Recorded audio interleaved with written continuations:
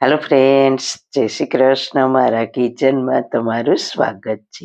આજે ફક્ત 5 જ મિનિટમાં ઢગલાબંધ વટાણાને ફોલવાની એક અનોખી જ રીત તમારી સામે શેર કરીશ.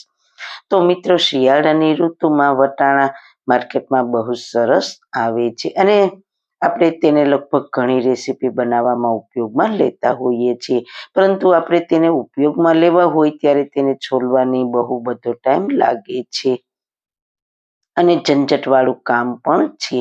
તો તેને ફક્ત 5 જ મિનિટમાં ઢગલાબંધ વટાણા કઈ રીતના ફોલીશું તે આગળ બતાવીશ. તો ચલો મારી સાથે સ્ટાર્ટ કરીએ. રેસીપી સ્ટાર્ટ કર્યા પહેલા જો તમને મારી રેસીપી ગમતી હોય અને હજુ સુધી ચેનલને સબસ્ક્રાઇબ ના કરી હોય તો પ્લીઝ સબસ્ક્રાઇબ કરજો અને બાજુમાં આપેલ બેલ આઇકન પ્રેસ કરજો, એટલે નવી નવી રેસીપીના નોટિફિકેશન મળતા રહે. વાળના તમામ પ્રકારના પ્રોબ્લેમ સોલ્વ કરતું આયુર્વેદિક તેલ જે અમે લોકો ઘરે જાતે તૈયાર કરીએ છીએ, કોઈ કેમિકલ્સના ઉપયોગ વગર, બિલકુલ નેચરલ છે. ઘણી આયુર્વેદિક જડીબુટી ભેગી કરી આ આયુર્વેદિક તેલ તૈયાર કરવામાં આવે છે. જો તમારે ખરીદવું હોય તો તેના ઓર્ડર અમે લઈએ છીએ. ઓર્ડર કન્ફર્મ કરવા માટે વોટ્સએપ નંબર સ્ક્રીન ઉપર જોઈ શકો છો.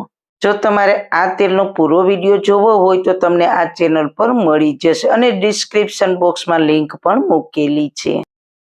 સૌથી પહેલા આપણે જેટલા વટાણા હોય તે પ્રમાણે વાસણ લઈને તેમાં વટાણા ડૂબે તેટલું પાણી ગરમ મૂકીશું. પાણી ગરમ થાય એટલે 2 ચમચી ખાંડ નાખીશું. ખાંડ નાખવાથી વટાણાનો કલર સરસ ગ્રીન જ જળવાઈ રહે છે. 1 કિલો વટાણા છે એટલે 2 ચમચી ખાંડ નાખી છે. પછી તેમાં બધા જ વટાણા એડ કરી દઈએ. હવે 3-1 મિનિટ જેવું ગેસને મીડિયમ ફ્લેમ ઉપર ઉકળવા દઈશું. આ રીતના સતત ચલાવતા રહીશું. 3 મિનિટ થઈ ગઈ છે. હવે ગેસની ફ્લેમ બંધ કરીને બધા જ વટાણાને ઝારા વડે બીજા વાસણમાં કાઢી લઈએ. આ પ્રોસેસ ખૂબ જ ઝડપથી થઈ જશે.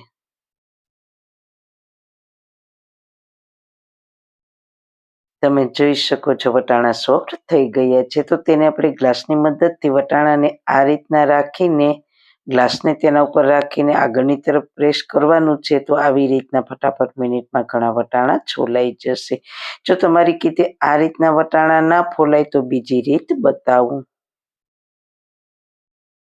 વટાણાની સીંગને ઉપરની સાઈડ થોડું ફટાફટ ખોલીને પછી ગ્લાસથી આગળની તરફ પ્રેસ કરશો એટલે પણ ફટાફટ ફોલાઈ જશે.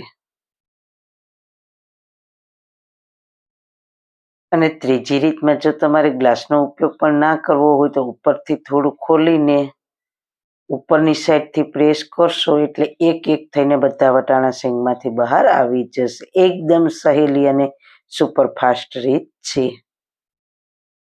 હવે જો આ વટાણાને તમારે આખું વર્ષ સ્ટોર કરવા હોય તો તેને આપણે ફોલતા જવાના અને સીધા તેને પાણીમાં થોડા આઈસના ટુકડા એડ કરીને તે ઠંડા પાણીમાં નાખતા જવાના, એટલે તરત જ તેની કુકિંગ પ્રોસેસ બંધ થઈ જશે. ત્યારબાદ તેને કોટનના કપડામાં પંખા નીચે 5 થી 7 મિનિટ સૂકવીને કોરા કરીને એરટાઈટ ડબ્બામાં કે ઝીપલોક બેગમાં ભરીને ફ્રીઝરમાં 1 વર્ષ સુધી સ્ટોર કરશો ને તો જરા પણ વાસ નહીં આવે અને આખું વર્ષ આવા ને આવા રહેશે. વટાણાને 2 રીતે સ્ટોર કરવાની રીત મેં આગળ મારી ચેનલ પર શેર કરેલી છે, તો તેની લિંક ડિસ્ક્રિપ્શન બોક્સમાં મૂકેલી છે. તો મિત્રો, વટાણાને ફોલવાની રીત તમને કેવી લાગી? જો સારી લાગી હોય તો તમારા ફ્રેન્ડ્સ ફેમિલીમાં શેર કરજો અને મારી ચેનલને સબસ્ક્રાઈબ કરજો. ફરી મળીશું નવી રેસીપી સાથે. જય શ્રી કૃષ્ણ.